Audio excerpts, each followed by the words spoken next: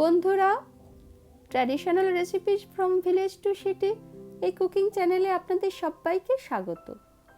আশা করি আপনারা সবাই ভালো আছেন, সুস্থ আছেন। আজকের রেসিপি মাছের রসা। প্রধানত গ্রাম বাংলার রেসিপি এটি।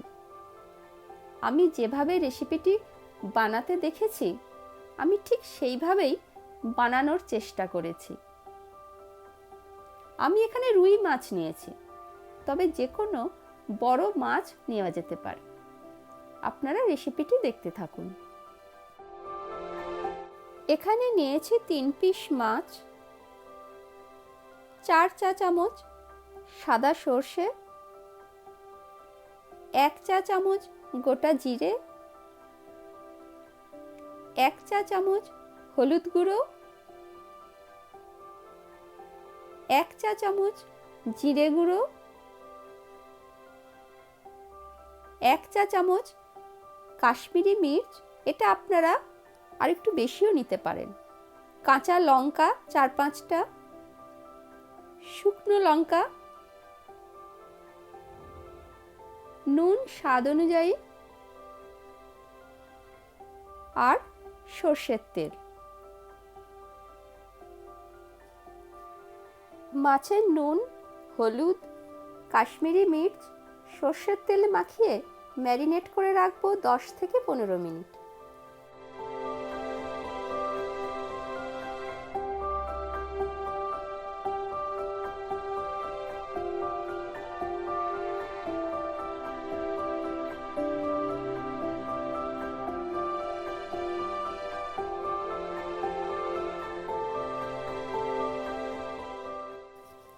একটি মিক্সি জারে সর্ষে, কাঁচা লঙ্কা আর অল্প একটু নুন দিয়ে সর্ষে পেস্ট তৈরি করে রাখবো।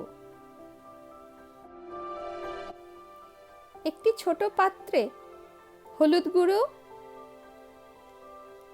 জিরে গুঁড়ো, কাশ্মীরি মির্চ,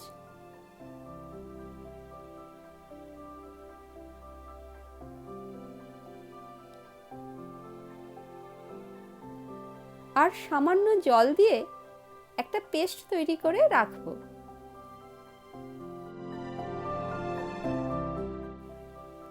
কড়াইয়ে 2 টেবিল চামচ তেল নিয়ে নিয়েছি। আপনারা তেলের পরিমাণ ইচ্ছামতো কম বেশি করতে পারেন।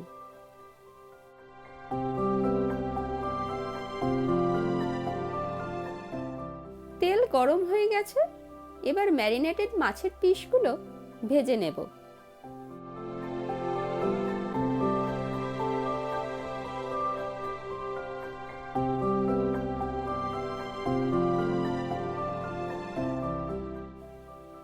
ভাজবার সময় গ্যাসের ফ্লেম মিডিয়ামে রেখেছি।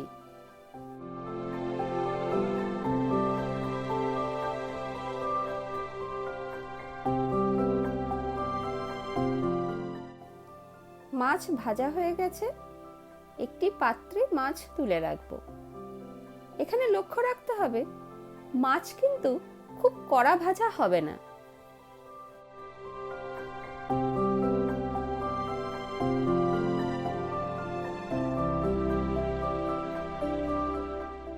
এবার ওই মাছ ভাজার তেলে গোটা জিরে আর শুকনো লঙ্কা ফোড়ন দেব।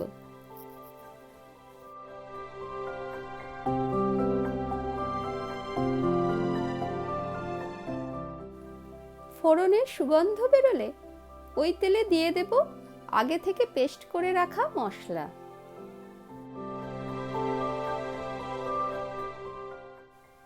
মশলা কষাতে থাকবো যতক্ষণ না মশলার কাঁচা গন্ধ চলে যায়। এবার সর্ষে বাটা দিয়ে দেব।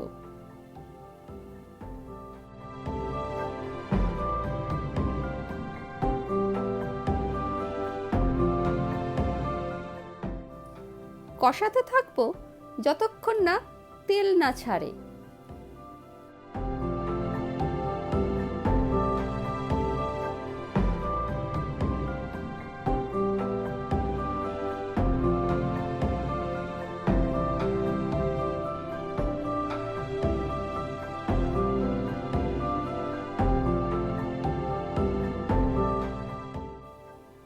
মশলায় তেল ছাড়তে শুরু করেছে। এবার অল্প জল দিয়ে দেব।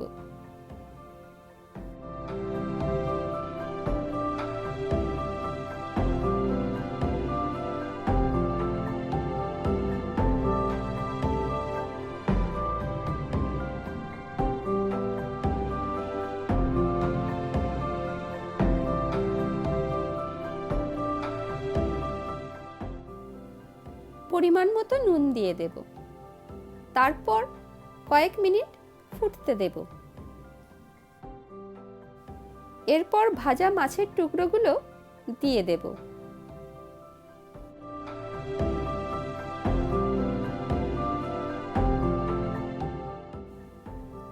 তারপরে ফুটতে দেব আরো কয়েক মিনিট।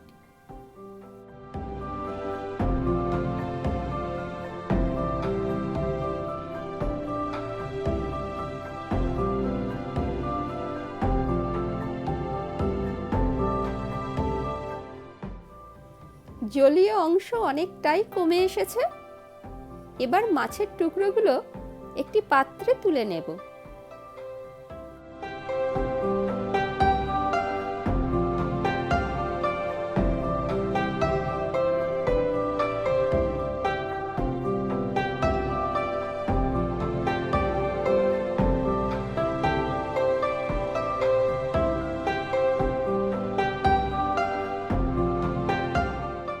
কড়াইয়ের গ্রেভি ফুটতে দেব যতক্ষণ না এর জলীয় অংশ একদম কমে আসে।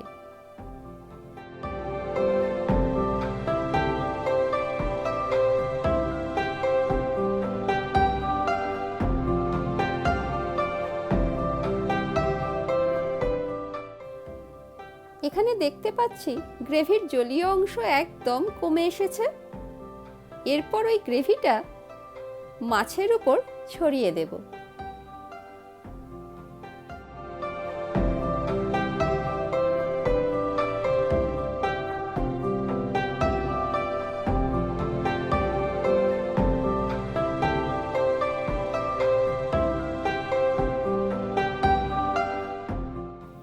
মাছের রসা একদম রেডি। ওপরে কতগুলো কাঁচা লঙ্কা দিয়ে দিয়েছি। আপনারা কাঁচা লঙ্কার সাথে ধনেপাতা কুচিও দিতে পারেন। এই রেসিপিটি গরম ধোঁয়া ওড়া ভাতের সাথে একদম পারফেক্ট। আপনারা নিশ্চয়ই বাড়িতে এটা ট্রাই করবেন।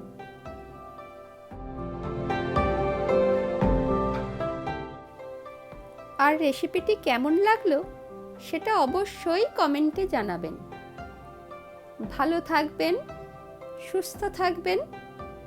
অনেক ধন্যবাদ।